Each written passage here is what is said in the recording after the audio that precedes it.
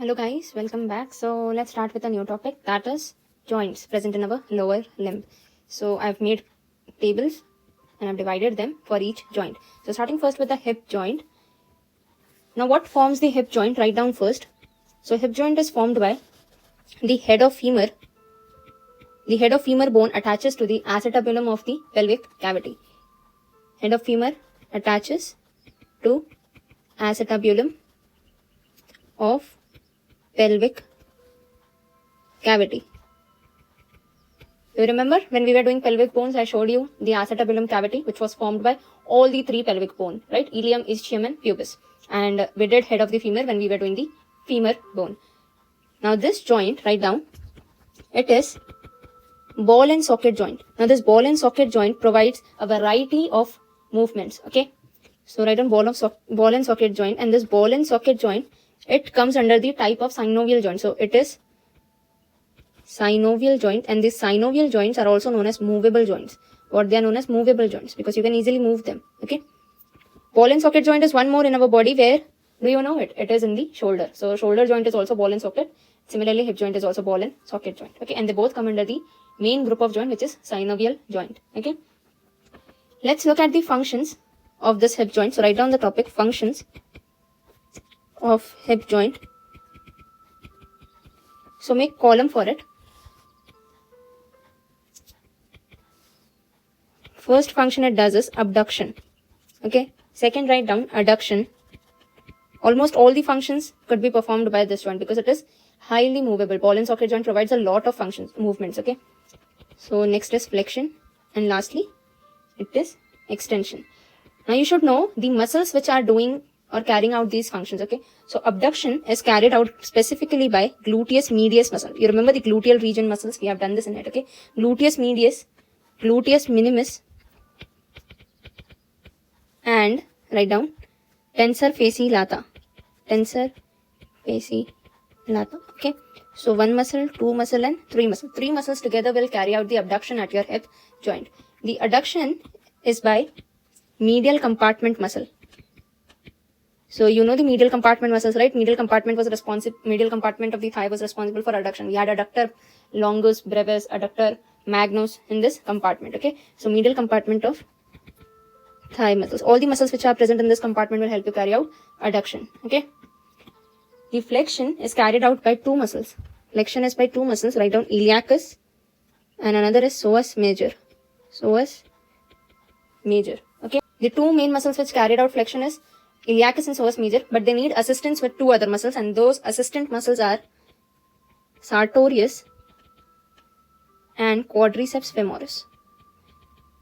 I have told you about the sartorius and quadriceps femoris when we were doing the muscles of our thigh, okay? That time also I've mentioned the function of these muscles. Now you know they are actually assisting the other muscles for the hip movement, okay?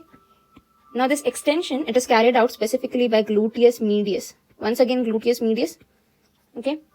And it is assisted further by hamstrings. Which muscle? Hamstrings. Hamstrings other name, do you remember? We did it. It was footballer's muscle. So now let's look at these functions in the picture, these movements. So abduction is moving your leg or your hand away from the body. Here you can see this is abduction, which was assisted by gluteus medius, gluteus minimi, tensor fasciae lata.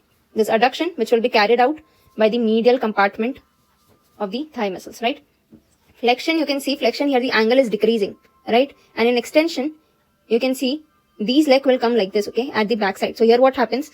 The angle will be increased. So flexion and extension, I told you, flexion, if between a joint the angle decreases, it is called as flexion, and extension will be when if the angle will increase. So in this picture, the leg will come at the back side, okay? It will be extended the back side, which will increase the angle at the joint, okay? So that's it about the hip joint. Now let's move on with the knee joint, okay? So for knee joint, write down first of all that it is a compound joint. Now why compound joint? Because there are two types of joints present in the knee joint. First is condylar joint. First is condylar and other is saddle, or it is also called as sellar joint, okay? Now what makes this condylar joint? Let's see. This condylar joint is made by condyles of tibia. When condyles of tibia will meet, with the epicondyles of femur. Okay, so condyles of tibia plus epicondyles of femur. These together will form the condylar joint of the knee joint. Okay, and saddle joint, it is made by lower end of femur with patella. So lower end of femur bone will attach to the patella, which will give you a saddle or a salar joint. Now this condylar and saddle joint, they are also coming under the category synovial joint, that is movable joint. Okay. Now let's look at the functions of this knee joint. So at knee joint, what and all functions you can perform, write down. So functions of knee joint. First write down flexion. The second is extension, and it can also carry out slight internal and external rotation.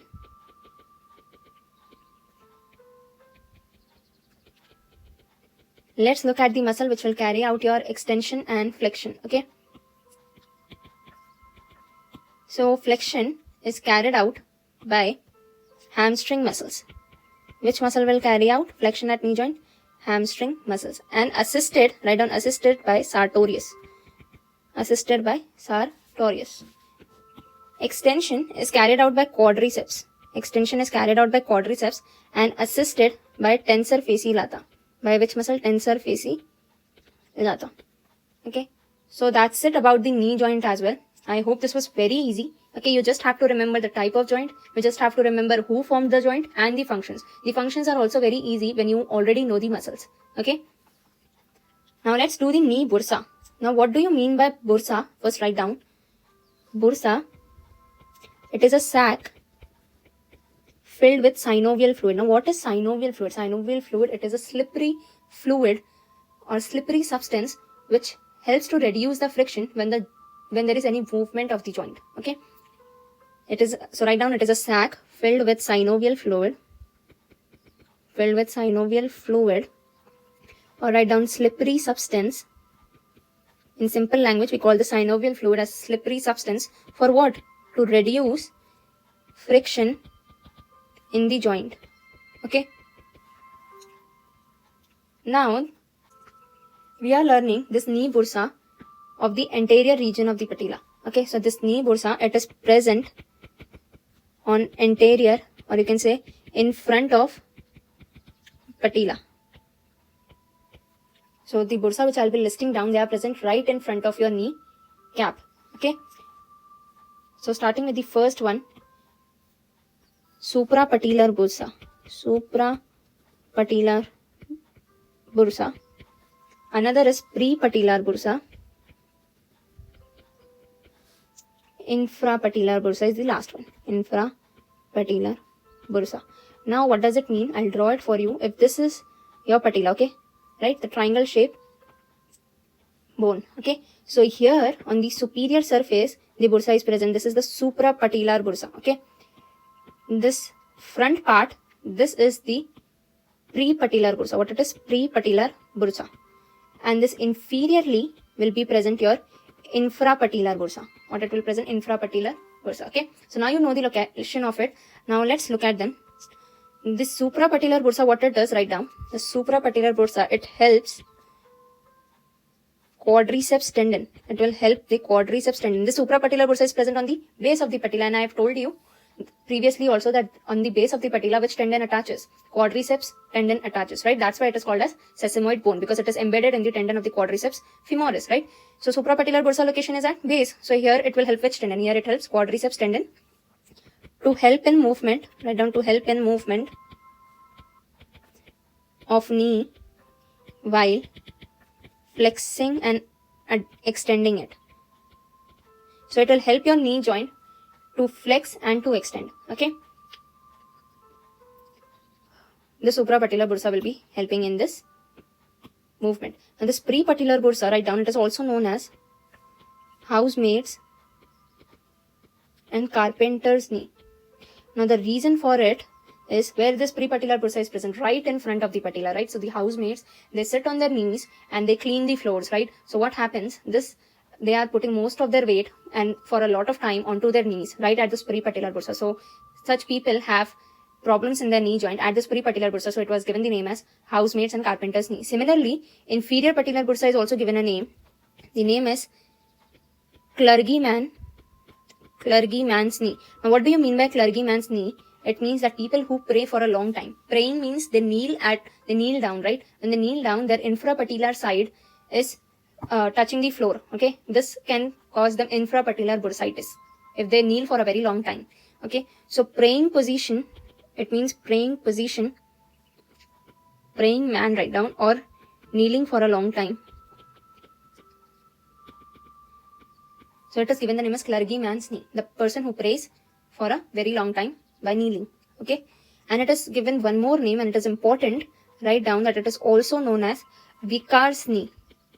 Vicar's knee. Okay, do remember both of the names because it is very important. Okay, so that's it about the knee bursas. I hope now you know what do you mean by bursa. You know the another names of the peripatellar and infrapatellar bursa and exactly where this bursa is present. Okay, let's do the locking and unlocking of the knee joint. So write down the meaning of locking and unlocking first.